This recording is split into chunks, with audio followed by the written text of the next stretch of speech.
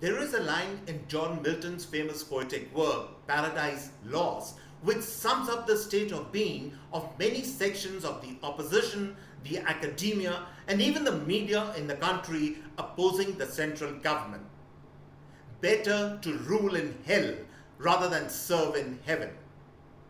This line has become the anthem, the guiding light of these discontented sections of our society and polity as they fan the flames of extremism, pushing many vulnerable sections of society towards extremism. The act of beheading of an innocent tailor in Udaipur is not merely a simple case of indoctrination of ISIS-inspired religious fundamentalism floating on the dark web, or the acceptance of a fiery communal speech by a religious fanatic in a place of worship. The seeds of the idea of the beheading was sown as far back as a carefully planned CAA agitation that polarized the Muslim community and pushed some elements in them towards a radical path. I will expand on all these themes in a minute, but first, let me take the occasion to extend a sober welcome to all viewers of the CAA show on a day when the country has witnessed a truly horrific and perhaps the first of its kind West Asian ISIS-inspired medieval-style execution of an innocent citizen of our country. CAA, as all of you know, is Conversations and Analysis, and my name is Juggi Bhasin. To join our show, press the big red subscriber button on your screen. Subscription is of course completely free. Make no mistake about it. This execution was in the works for a long time because an entire community of people have been pushed to the edge, to the grey zone of extremism by ruthless, power-hungry politicians, disgruntled academics appeasing their white masters in Western universities and rich policy think tanks, and out of work, freebie denied media persons longing for the days when they thought they called the shots in the governance of the country. And make no mistake about it, this barbarity is not the result of the central government harassing the minorities as many of the above mentioned propagandists would like you to believe. It is the result of an unnatural focus and devious emphasis on a particular minority community by these elements.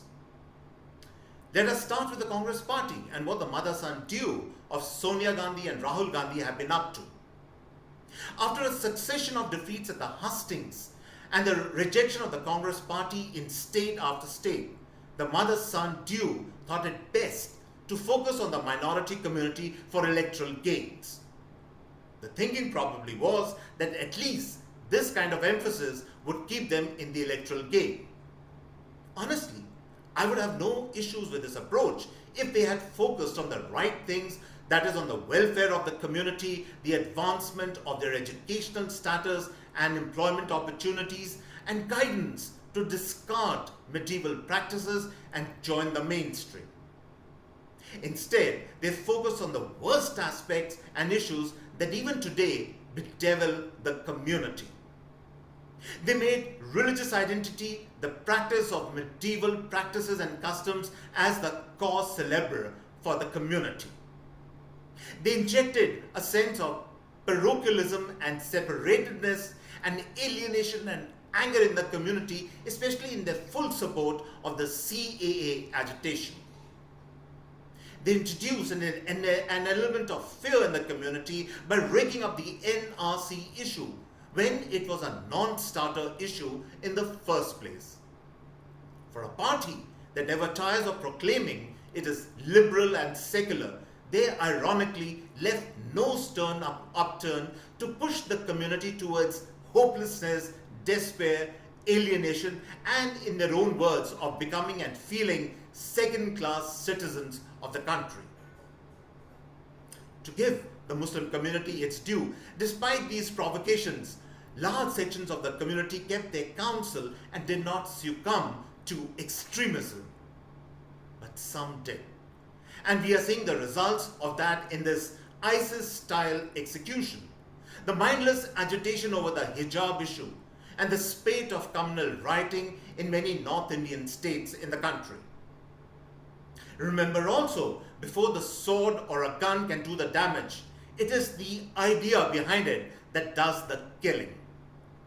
And there was no dearth of negativism, victim blame game, alienation, and breastbeating by these elements to push a community further in the abyss. Be it the CAA agitation, the Kisan agitation, and even the recent Agniveer agitation, the idea of pushing people on the streets maddened with hate and anger had well and truly taken root. The factory of hate and equivocation and fear had begun to produce to its optimum. And not only the principal opposition party was leading the people astray. The professor sitting in a Western University department on his or her tenure extension by outfits historically hostile to India, the so-called Indian origin columnists writing for the Wall Street Journal and the New York Times and the Washington Post, all these worthies joined hands with political agent provocators in India to tell the Indian Muslim that his religion and identity was under threat in India, and he should be out there agitating on the streets to address these wrongs. The responsibility and accountability for the act of a man using a cleaver to slice off an innocent person's head rests squarely with the patrons and originators of this diabolical ideas factory. These people are more dangerous than the man leading the execution. We have to open our eyes to this new reality.